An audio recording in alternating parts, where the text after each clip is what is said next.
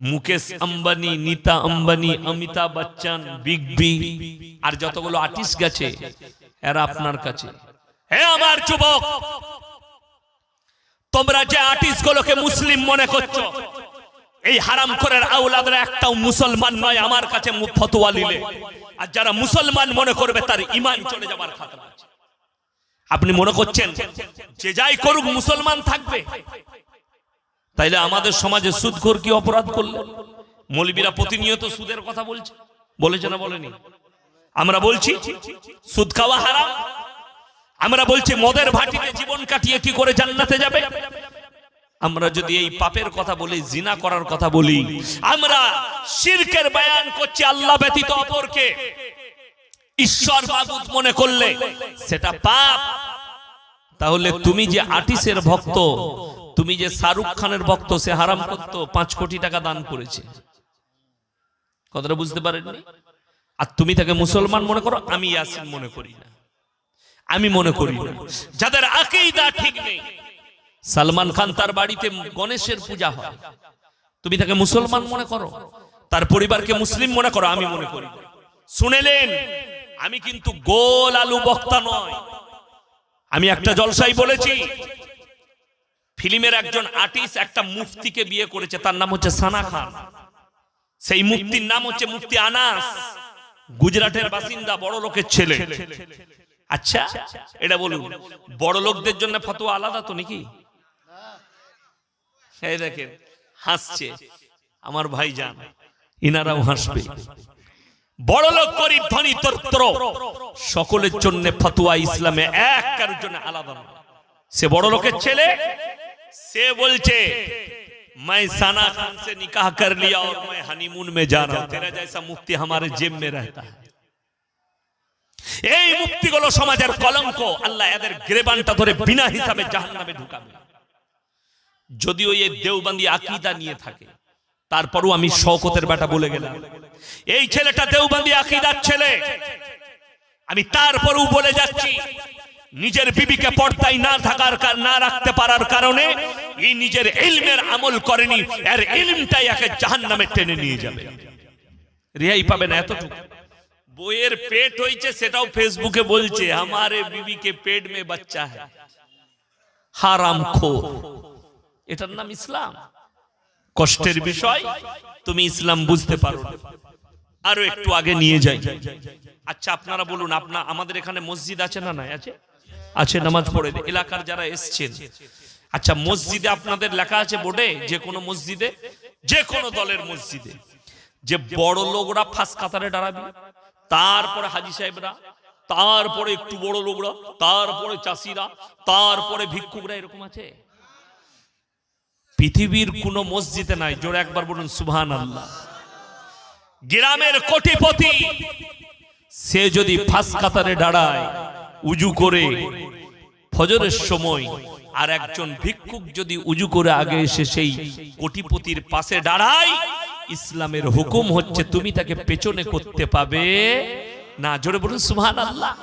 আমার আল্লাহ মসজিদের মধ্যে জাত বিচার করেনি, আর এরা ধর্মের মধ্যে জাত বিচার করে। জোরে বলুন নারায়ে তাকবীর। ইসলামে কোন রকমের জাত বিচার নেই। ইসলাম জাত বিচার দেয়নি, মসজিদ থেকে প্রমাণ দিয়েছে। তুমি যদি উজু করে বাদশা ফরহাদের পাশে প্রথম দাঁড়াও, পৃথিবীর কেউ নিষেধ করতে পাবে না।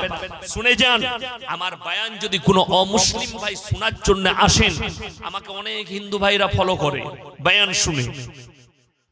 কালকেই আমি মেদিনীপুরে এক জায়গায় বাজারে দাঁড়িয়েছিলাম, আমার সঙ্গে সালাম দিচ্ছে। আজকে কাটুয়া ঘাটে যখন বিকালে পার হচ্ছে, আমি সন্ধ্যাবেলায়, তো একজন আমার সঙ্গে মুলাকাত করলো, আসসালামু আলাইকুম হুজুর। আমি বললাম মুসলিমদের ছেলে, ওয়ালাইকুম সালাম। তারপরে বললেন যে স্যার একটা রাগ করবেন না। কি হয়েছে বাবা? বলে স্যার আমি না হিন্দুদের ছেলে। আমি আচ্ছা। বলে আমি আপনার বয়ান না শুনে ঘুমাই না। আমি তাকে দোয়া দিলাম, আল্লাহ তোমাকে ইসলামের জন্য কবুল করুক। জোরে বলুন আমিন। দেখুন, যারা আমার বয়ানকে ফলো করেন যে অমুসলিম ভাইরা তারা শুনে যান, আজকেই যদি কেউ বলে লা ইলাহা ইল্লাল্লাহ, কলমা পড়ে মুসলমান হয়, ফজরে ফাঁস কাতারে দাঁড়াতে পাবে, তুমি দুয়া জানো আর সূরা জানো আর না জানো, ফাঁস কাতারে মাথা ঠুকতে পাবে, পৃথিবীর কোনো মৌলবি বলতে পাবে না, কোনো মুসল্লি বলতে পাবে না তো আজকে কলমা পড়েছিস পেছনের কাতারে যা। ঠিক কি না কথা বলেন? জোরে বলুন সুবহানাল্লাহ। ইসলামে আল্লাহ মসজিদে দেখিয়ে দিয়েছে জাত বিচার নেই, জাত বিচার নেই। আচ্ছা, মাদ্রাসায় খানা খাওয়াচ্ছে না খাওয়াই? খাওয়াচ্ছে না খাওয়াইনি? খাওয়াচ্ছে। টেবিল চেয়ারে খাওয়াচ্ছে না খাওয়াইনি? এক একটা টেবিলে কজন করে বসছে? 4 জন। আচ্ছা, ওখানে লিখে দিয়েছে বড় লোকরা এক সাইডে বসবি, গরিবের এক সাইডে। এটার নাম ইসলাম। জোরে বলুন সুবহানাল্লাহ। যে বসবে একজন কোটিপতি যদি একটা চেয়ারে বসে, তার পাঁচটাই যদি ভিক্ষুক বসে, কোটিপতির হুকুম নাই আর মাদ্রাসাওয়ালার কোনো মৌলবীর হুকুম নাই যে তাকে উঠিয়ে দিই যে এটা কোটিপতি বসেছে। কষ্টের বিষয় এটাই। আজকে আমার মাদ্রাসার জলসার মিটিং ছিল, 20 ফেব্রুয়ারি জলসা মিটিং ছিল। তো গরুটা আমি দিয়েছিলাম, সবাইকে খাওয়ালাম, খাও দোয়া করো। তো অনেকজন এসছে। তো সেখানে জানেন আমার মাদ্রাসার সেক্রেটারি কি? রাইস মিলের মালিক দেশবন্ধু রাইস মিল। আমার মাদ্রাসার কেসিয়ার আনন্দ রাইস মিলের মালিক। আমার মাদ্রাসার মেম্বার আছে আমিন রাইস মিল। আমার মাদ্রাসার মেম্বার আছে পুরসা রাইস মিল। বহু সব রাইস মিলের মালিক।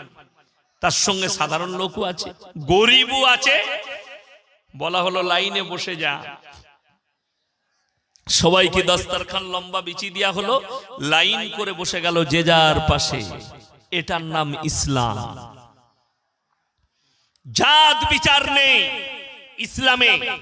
বাকি শুনেলেন, পুরীর জগন্নাথ মন্দিরে ধর্মের সূত্রে হিন্দু না হলে প্রবেশ করতে পাবে না। ইন্দিরা গান্ধীকে রুখে দেওয়া হয়েছিল ফিরোজ গান্ধীকে বিয়ে করার কারণে। থাইল্যান্ডের রাজকুমারীকে প্রবেশ করতে দেওয়া হয়নি জন্মসূত্রে হিন্দু নই বলে। কিন্তু আমি আল্লাহর কসম করে বলছি, এক্ষুনি যদি কোনো দলিত, কোনো আদিবাসী ভাই, কোনো দাস, কোনো মুচি, কোনো বাদ্দি কলমা পড়ে নেয়, তুমি যদি মুসলমান হও, কালকে তুমি আমার পাশে বসতে পাবে, আমার পাশে দাঁড়াতে পাবে। জোরে বলুন সুবহানাল্লাহ। আমাদের দেশে বিশেষ করে আমি পশ্চিম বাংলার কথা বলছি, অনেক নম মুসলিম বক্তা আছে না নাই? আছে। সাগরদিঘিতে একজন আছে, আমি চিনি, তার নাম হচ্ছে হাবিবুল্লাহ রাজেন্দ্র প্রসাদ। হিন্দু থেকে মুসলিম হয়েছে, তাকে আমরা স্টেজে জায়গা দিয়েছি না দেয়নি? এটার নাম ইসলাম। কালকে আমি তাকে চিনি না, মিটিনো ভাইপোকে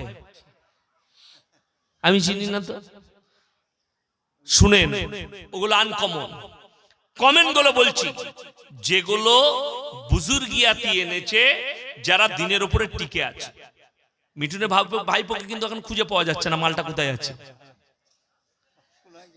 হ্যাঁ, শুনেলেন। এরপর আপনাকে বলি, মেদিনীপুরে একজন ছিল আব্দুর রাজ্জাক রাত মেদিনীপুরি, ব্রাহ্মণদের ছেলে, ইসলাম কবুল করেছিল। জোরে বলুন সুবহানাল্লাহ।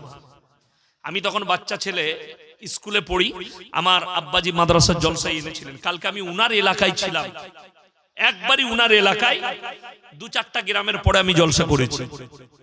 তো শুনেন, তিনি মারা গেছেন, আল্লাহ জান্নাতি করুক, বলুন আমিন। দেখুন, এরকম হাজারো বক্তা আমাদের দেশে নও মুসলিম। 24 পরগনায় একজনের বাড়িতে খেলাম, তার নাম হচ্ছে পাপ্পু যাদব। ইউটিউবে দেখে নেবেন, বক্তার নাম কি বললাম? পাপ্পু যাদব।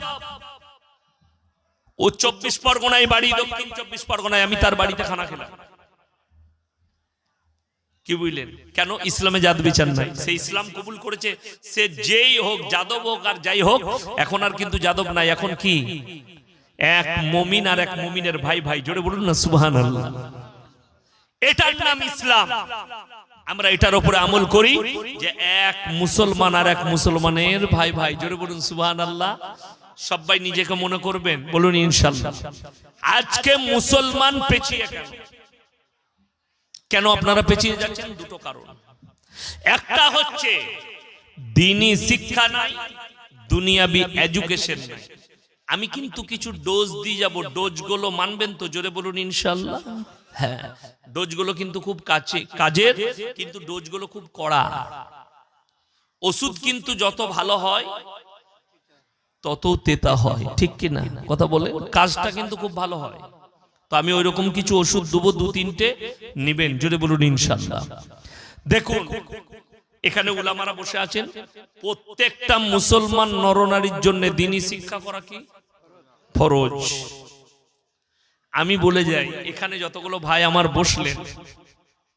বসেছেন, দাঁড়িয়ে আছেন, মায়েরা যারা বসে আছেন, 98% মুসলমানের কাছে দ্বীনি শিক্ষা নাই। ঠিক বললাম না ভুল বললাম? যদি বলে দ্বীনি শিক্ষার কি প্রয়োজন আছে, শুনেলেন, দ্বীনি শিক্ষা না থাকার কারণে মুসলমান হারাম হালালের বিচার করতে পারে না, দিন আর বদ্দিন চিনতে পারে না, শিরক আর বেদাত চিনতে পারে না, কুফরি চিনতে পারে না। বেঈমান কাফেররা যে জালটা আপনার উপরে ছুড়ছে, সেই জালটা দেখার ক্ষমতা আপনার চোখে নেই, যেহেতু আপনার কাছে দ্বীনি শিক্ষা নেই। দ্বীনি শিক্ষা কোথায় করবেন, কতটা করবেন? অতটা দ্বীনি ইলম হাসিল করতে হবে যতটা করলে হারাম হালাল চিনতে পারেন, দিন আর বদ্দিন চিনতে পারেন, শিরক আর বেদাত চিনতে পারেন, বেঈমান কাফেরের কুফরি গুলো চিনতে পারেন। রাগ করবেন না। এই গত মাসটা, এটা জানুয়ারি মাস চলছে না চলেনি? জানুয়ারি। এর আগের মাসটার নাম কি ছিল? ডিসেম্বর। আমাদের মুসলিম ছেলেরা মেয়েরা, শিক্ষিতদের কথা বলছি, অশিক্ষিতরা শুনবেন না, অশিক্ষিতরা ভালো, শিক্ষিতরা তারা 25শে ডিসেম্বর ক্রিসমাস পালন করেছে বহরমপুরে, কলকাতা পার্ক স্টেটে, বিভিন্ন জায়গায় গেল। 1 জানুয়ারি 31শে ডিসেম্বর আমার জলসা ছিল মালদা সুজাপুর। সুজাপুরের নাম শুনেছেন না শুনেননি? সুজাপুর। সেই সুজাপুরে একটা চাষপাড়া বলে পাড়া আছে, তারা দাওয়াত দিয়েছিল। আমি জলসা শেষ করলাম 11:30টায়। কটায়? 11:30। আমার 13 থেকে 14 মিনিট লাগলো কোথা আসতে, কালিয়া চক আসতে, আমার গাড়িতে, হাই রোডের ওপরে। এসে দেখলাম কয়েকটা গাড়ি জামে দাঁড়িয়ে আছে, জাম করে দিয়েছে। আমি বললাম লরিগুলোকে ওভারটেক করে সামনে নিয়ে চলো। আমি সামনেই বসেছিলাম, সামনে এগিয়ে এলাম। 50 থেকে 60টা মুসলিমদের ছেলে 50,000 থেকে 1 লক্ষ টাকার যেমনি 12টা বাজলো, বাজি ফুটালো। নাউজুবিল্লাহ বলেন। তারা কি পালন করলো? 1 জানুয়ারি পালন করছে, তাই না?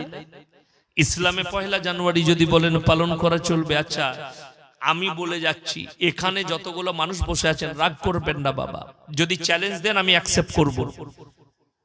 100 জনের মধ্যে আশা করি 95 জন আরবি 12টা মাসের নাম জানে না। ঠিক বললাম না হুজুর? কি বলছেন, ঠিক বললাম না ভুল বললাম? 98টা। কিন্তু আমাদের মায়েরা, ছেলে যখন 5 বছর বয়স হয়, তাকে প্রথম শিক্ষা কি দেয় জানেন? জানুয়ার। বল জানুয়ারি, জানুয়ারি, উ জানুয়ার, উকু জানুয়ার তৈরি করছে।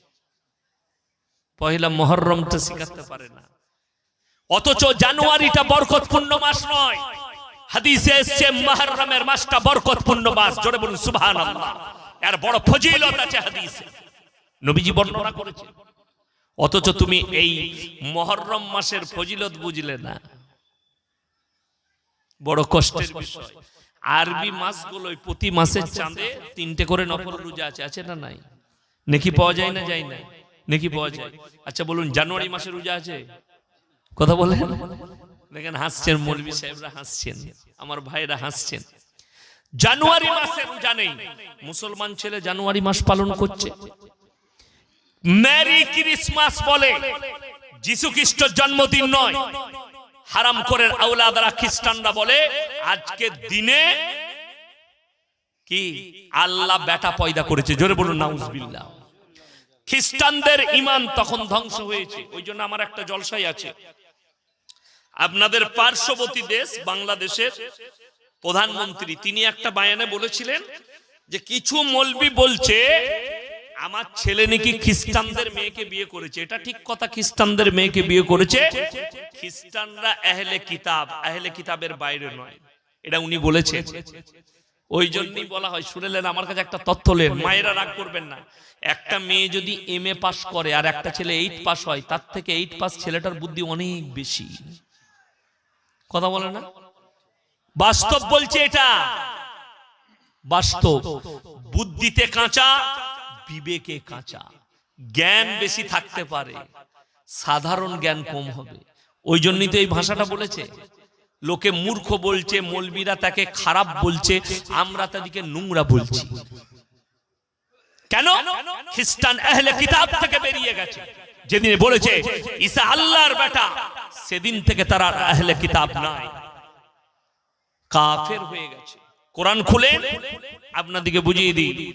আচ্ছা, হাত তুলে বলুন আগামী থেকে কে কে ফিস্টি করবেন না পহেলা জানুয়ারি? হাত তুলে বলুন তো জোরে ইনশাআল্লাহ। যুবক দিকে বলছি, কেউ ফিস্টি করবেন না, জোরে বলুন ইনশাআল্লাহ। আচ্ছা, রমজান মাসে তোমরা যদি মসজিদে একসাথে চাঁদা তুলে ইফতারি করো, গরিবকে খাওয়াও, নেকি আছে না গুনাহ? নেকি আছে, জোরে বলুন সুবহানাল্লাহ। তোরে বুকা পহেলা জানুয়ারি যে টাকাটা ফিস্টি করবে ওটা জমা করে ইমামের কাছে রাখ। রমজান মাসে পহেলা রমজান এই টাকাটার ইফতারি হবে গোটা মুসল্লিদের, জোরে বলুন সুবহানাল্লাহ। এতে লাভ আছে, এতে লাভ, নেকি পাবে। একটা রোজদারকে কেউ যদি রোজা খোলায় 30টা রোজদারের সমান নেকি তার নামায় আমলে আল্লাহ লিখবেন, জোরে বলুন সুবহানাল্লাহ। তো আপনি পহেলা জানুয়ারি পালন করছেন, কোরআন খুলে আমার আল্লাহ রাব্বুল আলামিন কোরআনে বললেন গায়রিল মাগযুবি আলাইহিম ওয়ালাদ-দাল্লিন। মাগযুম মানে ইহুদি, আর দাল্লিন মানে হচ্ছে নাসারা।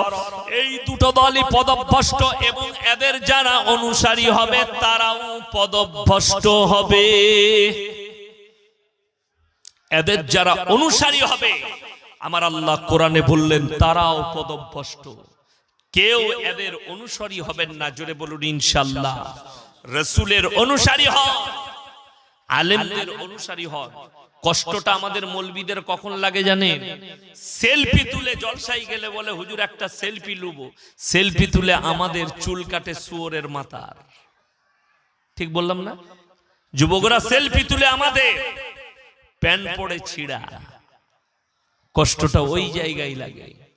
আজকে শুনেলেন আমরা হারাম হালাল বুঝতে পারিনি। মুসলিমদের ছেলেরা হারাম কিরকম বুঝেছে বলে দিই, হারাম হালাল শুনেলেন।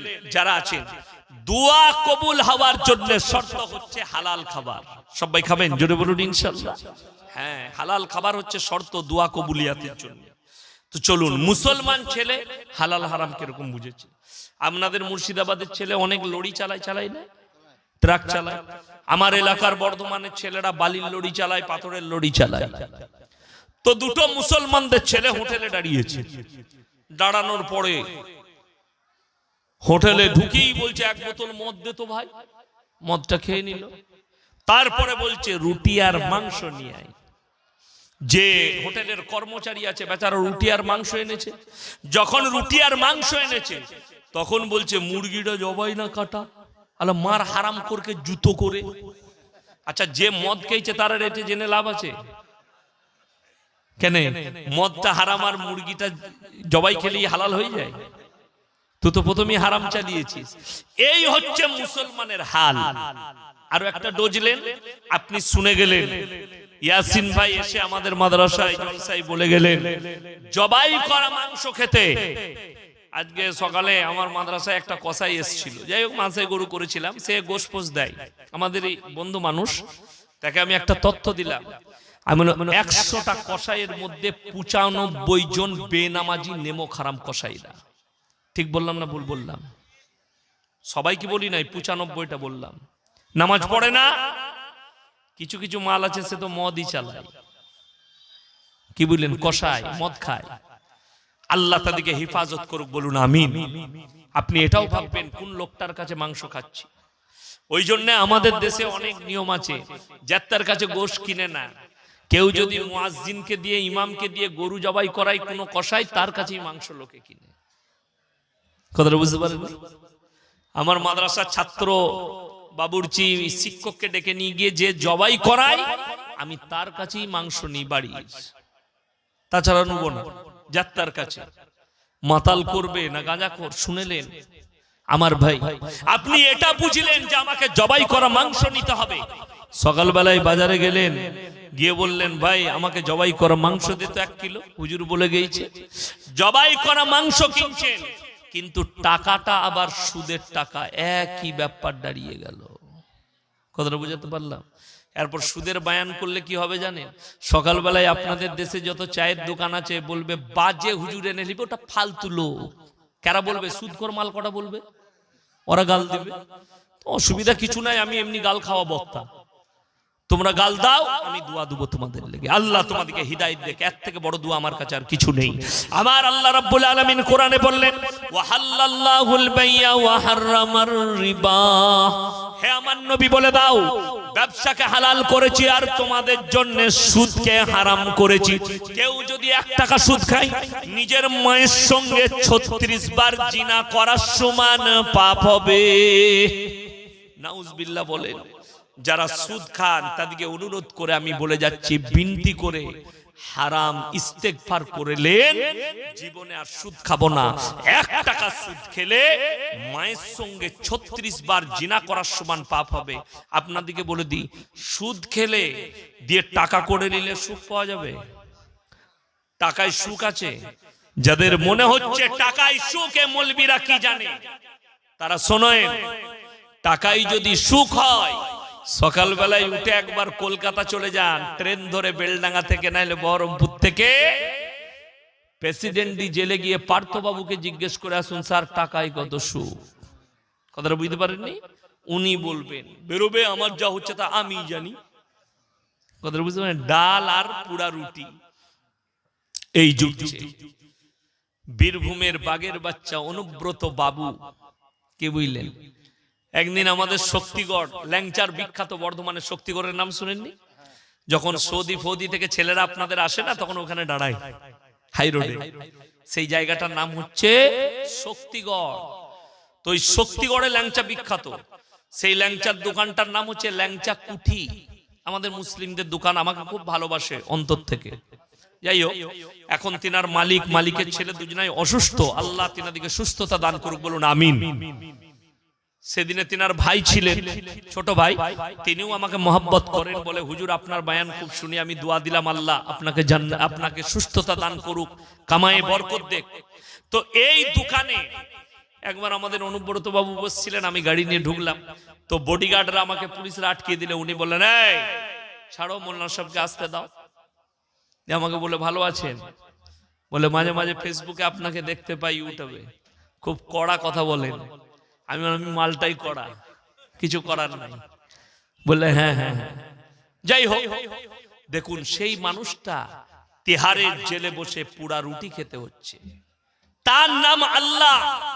আপনাদের বর্তমানে এই এলাকায় 150 বিঘে জমির মালিক কেউ আছে? কথা বলে না? নাই। আমার এলাকায় চলুন, এখনো আপনাকে 100 বিঘে 150 বিঘে জমির মালিক দেখিয়ে দিতে পারবো। আছে, 3 ভাইয়ের নামে আছে, 4 ভাইয়ের নামে আছে। যদি একজনের নামে থাকে তা ভেস্ট হয়ে যাবে, ওই জন্য 4 ভাই 5 ভাইয়ের নামে করা আছে, কিন্তু 150 বিঘে জমির মালিক আছে। আমি আমার চোখে দেখতে 100 বিঘে জমির মালিক আমার গলসি থানায়, তাদের আর 1 কাঠাও জায়গা নাই, তাদের ছেলেরা চায়ের কাপ ধুচ্ছে, তার নাম আল্লাহ। যারা মনে করছেন টাকায় সুখ পাওয়া যায়, আপনাদেরকে অনুরোধ করে বলে যাচ্ছি, আমাদের সমাজে সব থেকে কম বেতন কার? কথা বলে না? ইমামদের আর মাদ্রাসার মৌলী সাহেবদের। সব থেকে ভালো খাবারটা কার? কথা বলে না? মৌলী সাহেবদের। আপনারা খাচ্ছেন টেবিল চেয়ারে, আর আমি খেয়ে এলাম কম্বল আর চাদর বিছানো, দস্তরখান, আর কি কি খাওয়াইছে ওটা বলবো না। নাস্তায় কি ছিল ওটা বলবো না। কেন আমি বলবো না, কিন্তু আমাদের দস্তরখান দামি দস্তরখান। হাদিস শুনেলেন, যারা আল্লাহর রাস্তায় দিনের পথে থাকবে, আল্লাহ মৃত্যুকাল পর্যন্ত তাদেরকে ইজ্জতের রুজি দান করবেন। জোরে বলুন সুবহানাল্লাহ। আল্লাহর রাস্তায় দিনের পথে আসুন, আল্লাহ ইজ্জতের রুজি দিবে। টাকাটা বড় জিনিস নয়, বেতন আমাদের কম হতে পারে, কি বুঝলেন? জুতো, জামা, জ্যাকেট, চাদর, চাদরটা আমার লয়, হাদিয়ার।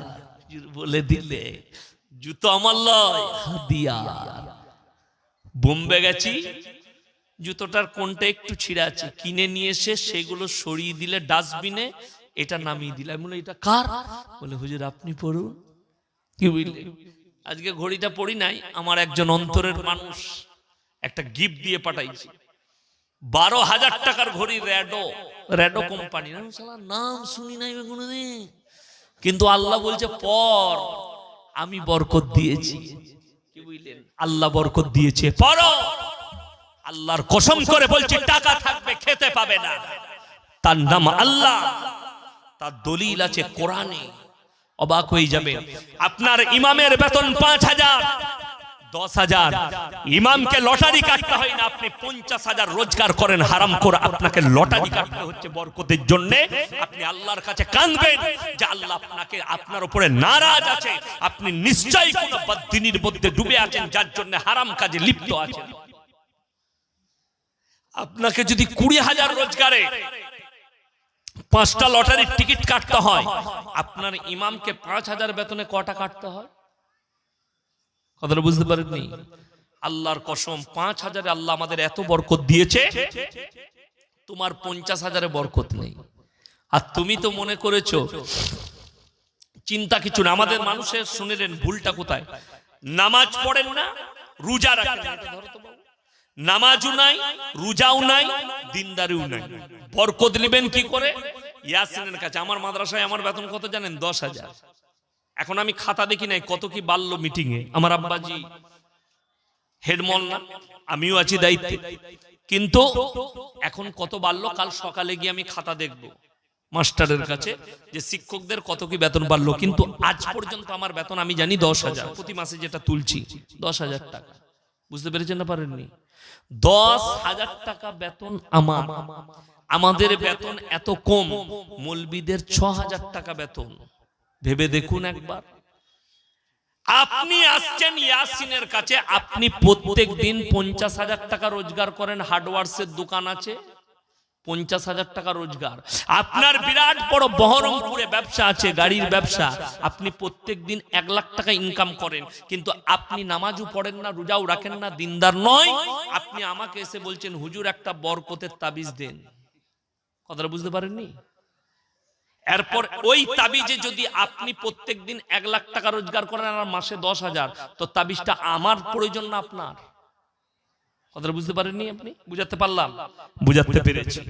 গুদা বাংলায় বয়ান করছি, অথচ তোমার মনে হচ্ছে আমি 1 লাখ টাকায় বরকত পাচ্ছি না। তার কারণ একটাই, যে তোমার মধ্যে নামাজ নাই, দিনদারি নাই, তাকওয়া নাই, পরহেজগারি নেই। অথচ সেই মৌলবি 10,000 টাকা বেতন পায়, রিল্যাক্সে মৌলবির কেটে যাচ্ছে। আমরা অভাবী বুঝতে পারিনি। লকডাউন গেছে না, গেছে না? কথা বলে। লকডাউনেও আল্লাহ আমাদেরকে অভাব বুঝতে দেয়নি, দস্তরখানে খানা পৌঁছে দিয়েছে। শুনেলেন? নামাজ কেউ ছাড়বেন না, হাত তুলে জোরে বলুন ইনশাআল্লাহ। নামাজি 5 ওয়াক্তের হবেন, দিনের সঙ্গে জুড়ে যান। পৃথিবীর কে কি বলছে এতে ইসলামের কোনো পরোয়া নাই। কথাটা বুঝতে পেরেছেন না পারেননি? আমরা নিজের গতিতে চলবো, জোরে বলুন ইনশাআল্লাহ। নামাজ, রোজা, মাদ্রাসা, মসজিদ, দিনদারি, তাকওয়া, পরহেজগারি, আমরা নিজের গতিতে চলবো। কে কি করছে আমার আল্লাহ ঠিক বিচার করে দেবে। অনেক ছেলে ফেসবুকে বলছে বাবরি মসজিদ চলে গেল। আমি বলছি এর মধ্যেই মঙ্গল আছে। আমার আল্লাহ এটাই চেয়েছেন যে ওখানে রাম মন্দির হোক, কিন্তু আমি আল্লাহর কসম করে বলে যাচ্ছি, আমার আল্লাহ যেদিনে চাইবেন বাবার হাম তেরে মসজিদ মে ফির সে আজাদ দেंगे ইনশাআল্লাহ। আল্লাহ যেদিনে চাইবেন সেদিন আবার আজান হতে পারে, সেখানে আবার মসজিদ হতে পারে। আল্লাহ চাইলে, যদি আল্লাহর ইচ্ছা না থাকে তা প্রয়োজন নাই। আমাদের যুবকরা দুর্বলতা কোথায় জানেন? আপনি কাঁদছেন বাবরি মসজিদের জন্য, আর আপনার মসজিদ কাঁদছে আপনার জন্য, আপনি নামাজ পড়তে যান না। কত বড় দুঃখের বিষয়, কত বড় কষ্টের বিষয়। তুমি ফেসবুক আর ইউটিউবে বলছো, পোস্ট করছো আমাদের বাবরি মসজিদ চলে গেল, ওরে নেমক হারাম। তুই বাবরির জন্য চোখের পানি ফেলাচ্ছিস, আর তোর জন্য তোর মসজিদ চোখের পানি ফেলাচ্ছে। তুই নামাজ পড়িস না, তুমি গিয়ে মসজিদে নামাজ পড়ো, কাঁদো। চোখের পানিটা তোর মসজিদে গিয়ে ফেলালে আল্লাহ শুনে নিলে কাজ হবে। কিন্তু তুমি নামাজ পড়ো না, তুমি রোজা রাখো না, তুমি দিনদার নয়, অথচ নিজেকে বলছো আমার মতো পরহেজগার মুত্তাকি কেউ নেই। আপনি কি করে পার হবেন, কি করে পেরবেন এই চিন্তা করেছেন? আপনি নিজেকে মুমিন বলে দাবি করছেন, আপনি মুমিন আছেন নাকি এটা সন্দেহ আছে না নাই আপনার মনে? এই পশ্চিম বাংলায় যদি 3.5 কোটি মুসলমান থাকে, 2 কোটি মুসলমান আছে নাকি এটা সন্দেহ আছে? আমি বলছি কেন? আপনারা বলুন, সুদ খাওয়া কি হারাম? মুসলমান সুদ খায় না খায় না? খায়। লটারি কি হারাম? মুসলমান লটারি কাটে। জুয়া হারাম, মুসলমান কাটে। মদ হারাম, জানে মুসলমান খায়। গাঁজা হারাম, মুসলমান জানে তারপরও খায়। ব্যভিচার হারাম, মুসলমান জানে তারপরও জিনা করে। মায়েরা জানে পরকিয়া হারাম, পরকিয়া করা বড় পাপ, তারপরও পরকিয়া করে। তার মানে এরা সব জ্ঞান পাপী, জেনে শুনে পাপ করছে। কথাটা বুঝতে পারেননি? হ্যাঁ, আপনি জ্ঞান পাপী। এরপর চলুন আপনাদিকে বুঝাই আমার ভাই, আপনি লটারি কাটছেন, গাঁজা খাচ্ছেন, মদ খাচ্ছেন, ব্যভিচারে লিপ্ত আছেন, আপনি নিজেকে মুমিন বলে দাবি করছেন। আপনাদিকে বলে দিই আমাদের দেশের মুমিন কেমন। আজকে আপনার মসজিদে যদি জিজ্ঞেস করা হয় মদ খেয়ে কেউ কি প্রবেশ করতে দিবে ভাই, আপনি বলবেন না, মদ খেয়ে প্রবেশ করা যাবে না। যাবে? যাবে না। গাঁজা খেয়ে যাবে না। গাঁজা খেয়ে মদ খেয়ে মসজিদে প্রবেশ করতে দিবেন না। কিন্তু আমাদের দেশের নিয়ম খুব ভালো, সুদ খেয়ে ফাঁস কাতারে নামাজ পড়া যায়। ঠিক কিনা কথা বলে? শুধু তাই নয়, আর একটা ডোজ শুনেলেন। আমি আপনাদেরকে ব্র্যান্ড বুঝাতে চাইছি। আপনি ব্র্যান্ড চিনতে পারেননি। আপনি যেটাকে ব্র্যান্ড মনে করেছেন ওটা ব্র্যান্ড নয়। আপনি যেটাকে ব্র্যান্ড মনে করেছেন ওটা ব্র্যান্ড নয়। আপনার বুঝার ভুল হয়েছে। আমি এই বছরও হায়দ্রাবাদে জলসা করেছিলাম, গত বছরও করেছিলাম। গত বছর আমার সঙ্গে ফুরফুরার মুফতি আব্দুল কাইয়ুম সাহেব ছিলেন। আমরা এক বিছানায় এক দস্তরখানায় খেয়েছিলাম, এক বিছানায় শুয়েছিলাম। এই বছরও একজন ফুরফুরার বক্তা ছিলেন, আমরা একসাথেই গেলাম কলকাতা থেকে। যাই হোক, আমি রাত 11টায় জলসা শেষ করলাম, তারপরে মুফতি আব্দুল কাইয়ুম সাহেব চাপলাম। তো আমার গ্রামের, আমার এলাকার অনেক সোনা পাটি আছে, সোনার ব্যবসা করে তারা। আর জলসাটা দিয়েছিল বোরকা, যারা বোরকার ব্যবসা করে 24 পরগনা হাওড়ার সেই ভাইয়েরা। তো আমাকে জলসা শেষের পরে তারা গাড়িতে চাপিয়ে নিয়ে গেল, হুজুর চলুন। কোথায়? চারমিনারে পিস্তা হাউসে নিয়ে যাব চা খাওয়াতে। আমি পিস্তা হাউসে গেলাম, একটা চা খাওয়ালাম। আমি বললাম একটাই হবে না, আরো একটা লাও। বাস্তব কথা বলছি, ভারতের কোন মার্কেটে আমি ওই চা খাই নাই।